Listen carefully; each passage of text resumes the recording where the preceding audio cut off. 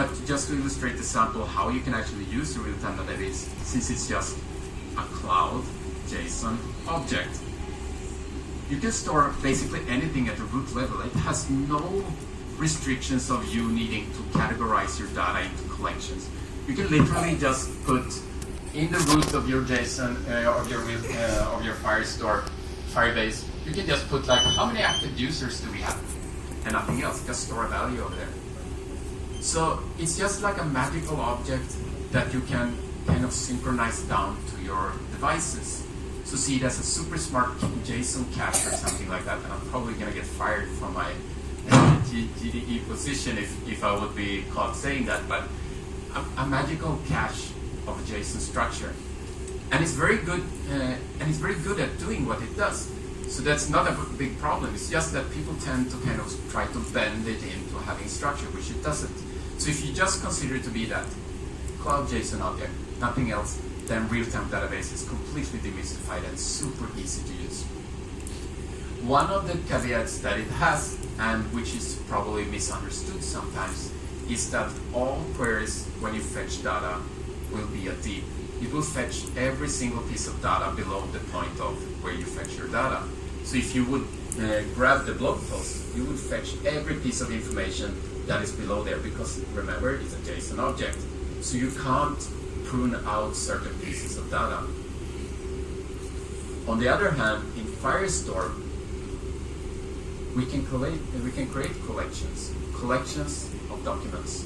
So you can have the user's collection of user documents. And below that, you can put blog posts made by that user and documents of blog posts. And below each blog post, you can organize your comments that belongs to that blog post. So mentally, you start seeing the structure being something like this. There is a collection of users who has blog posts. In each blog post, in turn, will have comments.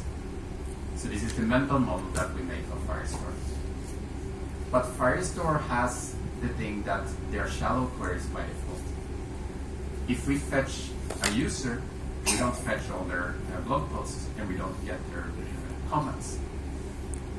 So why is this? Because now it looks very much like I just rewrote the JSON structure in another format. It's actually because Firestore doesn't store the data like that.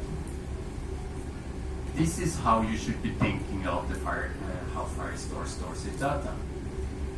You're actually getting paths. For each collection, they get a unique path, and this is why the queries are shallow. If I fetch the users, it is because the user documents are simply in the user collection. And the user blog posts, they are in a completely different collection that just kind of looks like it has a hierarchical meaning. But that's by connotation, that's by design. That's because we're going to be able to make something like a query across all sub-collections, stuff like that. So we need to follow this pattern. But the same way that URLs on your website doesn't have actually a hierarchical structure, just by definition it looks similar. It looks like it has a hierarchical structure. So this is easy.